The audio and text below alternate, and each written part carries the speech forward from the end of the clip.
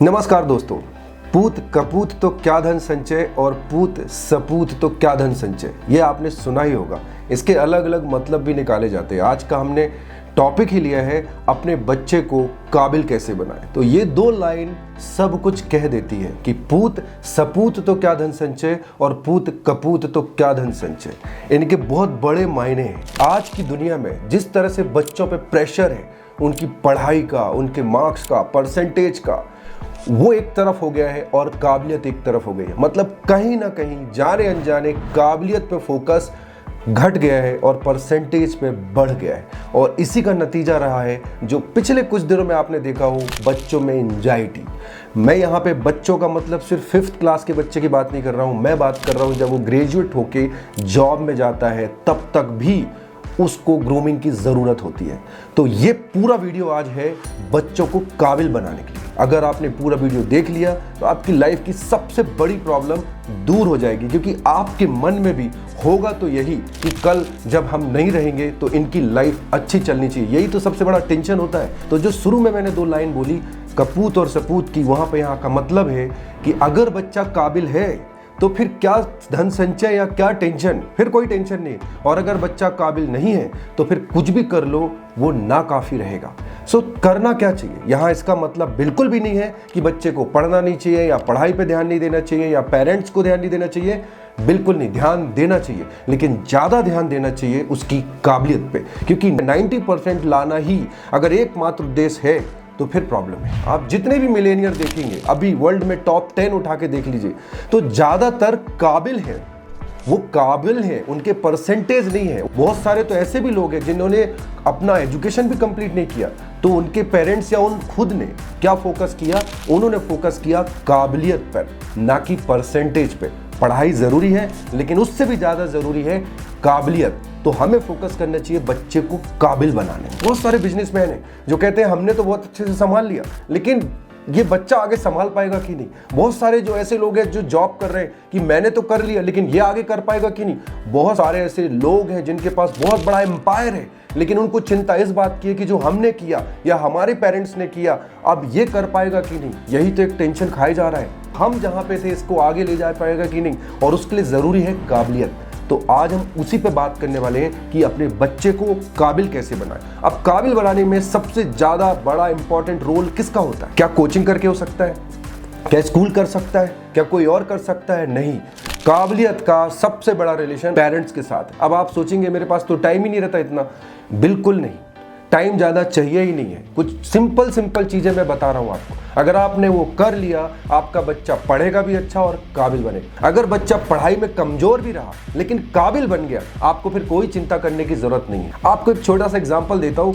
1 साल पहले आपने एक न्यूज़ सुनी थी, बैंगलोर से थी। एक बच्चा जो IT इंजीनियर था, 1.5 करोड़ का उसका पैकेज भी था, बट एक सोशल साइट पे उसने लिखा था कि वो बहुत डिप्रेशन में जा रहा है। उसकी एज सिर्फ 24 साल थी। टॉपर था वो। आप सोचिए, टॉपर, 1.5 करोड़ का CTC है, अच्छा खासा सैलरी है, बट क्या था कि वो डिप्रेशन में जा रहा था। कुछ ऐसी सिचुएशन आई थी लाइफ में जो वो फेस नहीं कर पा रहा था। यही है फर्क। अगर पढ़ने के साथ साथ अगर वो काबिल रहा तो फिर सारी प्रॉब्लम ही खत्म हो जाएगी। लेकिन अगर वो काबिल नहीं रहा, सिर्फ पढ़ लिख के टॉपर बन के जॉब पा भी लिया, एम्पायर में आपके आ भी गया, तो कल जब सिचुएशन ऐसी आएगी जो उसको जवाब देना होगा, जहां उसको डिसीजन लेना होगा, जब उसको फेस करना होगा, तो टूट जाता है। ज़्यादातर केस में ऐसे होता है। इसी को कहते हैं काबिलियत। अगर काबिलियत रहा तो कोई भी सिचुएशन हो उससे बाहर निकल आएगा। तो कैसे बनाए काबिल, यही जानना चाहते हैं। छोटी छोटी चीज़ें हैं, अगर आपने उनको निभा लिया, अगर आपने अपने घर पे ये कर लिया, आपका बच्चा काबिल बन जाएगा। जैसे कि बचपन से ही, आई थिंक 10 साल की उम्र से ही आप उससे बात करना चालू कीजिए। बहुत सारे लोग कहते हैं गेम खेलता है, मोबाइल पकड़ के रखता है, यूट्यूब देखता है, तो ये एक अपॉर्चुनिटी भी है आपके लिए। उसी में कुछ ऐसे गेम है, माइंड गेम है, जो उसके साथ आप बैठ के खेल सकते हैं। यूट्यूब में ही कुछ ऐसा बायोपिक मूवी होती है जो उसके साथ आप बैठ के देख सकते हैं, और आप उससे पूछिए what is your view on this. आप कुछ ऐसी टफ सिचुएशन दीजिए और बोलो बेटा अगर तुम होते तो क्या करते। आप मॉल पे जाते हैं, आप टिकट उसको लेने दीजिए, आप उसको बार्गेनिंग करने दीजिए, आप भी साथ में रहिए। लेकिन उसको हम उल्टा करते। कई बार आपका ओवर प्रोटेक्शन बच्चे की स्किल को खत्म कर रहा होता है। धूप में गया तो क्यों गया, उनके साथ खेल रहा था तो क्यों किया, ये क्यों नहीं करना चाहिए, तुम ये मत करना। ओवर प्रोटेक्ट मत कीजिए, क्योंकि आप हमेशा नहीं रहेंगे। आप उसको स्किल सिखाइए। जैसे अभी मैंने कुछ एग्जांपल बताए, आप फाइनेंशियल चीजों में उसको इन्वॉल्व कीजिए, आप उसको डिसीजन लेने में इन्वॉल्व कीजिए। हाँ, आप घर के एक डिसीजन ले रहे हैं, आपने नया घर लेने जा रहे हैं ना, बच्चा आप उसको पूछिए कि तुम क्या कहते हो, कहाँ लेना चाहिए घर, ये जगह कैसी रहेगी। आप कार ले रहे हैं, आप बच्चे को भी इन्वॉल्व कीजिए, आप अपने डिसीजन में उसको इन्वॉल्व कीजिए, उसको रिस्पॉन्सिबल बनाइए, उसको फील होगा कि हाँ मैं भी डिसीजन ले सकता हूँ। आप सोचिए 10-11 साल की उम्र में जब उसके लिए कॉमन हो जाएगा डिसीजन लेना, बात करना, बार्गेनिंग करना, कोई भी टफ सिचुएशन आती है तो आप उसके साथ शेयर कीजिए। आपके बिजनेस में, आपके जॉब में, बेटा आज ये हुआ था लेकिन मैंने ऐसे किया, तुम क्या करते। वो इतना आसान नहीं होगा आपके साथ बैठना, बट आप स्टोरी के लेवल पे जाके बताइए। आप डायरेक्ट तो नहीं बोल सकते उसको, बट आप बताइए, एक स्टोरी बताते, बताओ बेटा तुम क्या करते। उसको उन चीज़ों में अप्रिशिएट कीजिए कि तुम्हारी वजह से बेटा ये 1000 रुपीज़ का चीज़ 900 में मिल गया है। उसको बोलिए कि तुम्हारी वजह से ये हो गया है, तुमने बहुत अच्छी बार्गेनिंग की थी, तुमने वहाँ पे बहुत अच्छी बात बोली थी, तुमने ये बहुत अच्छा किया था। उसको फील कराइए कि तुम भी डिसीजन ले सकते हो। कई पेरेंट्स बोलते हैं अभी रहने दो, अभी छोटा है। सचिन तो 16 साल से इंटरनेशनल खेलने लगे थे। ओवर प्रोटेक्शन बच्चे को खत्म कर देता है, और अब जो जनरेशन आ रहा है वो तो बहुत ही फास्ट है।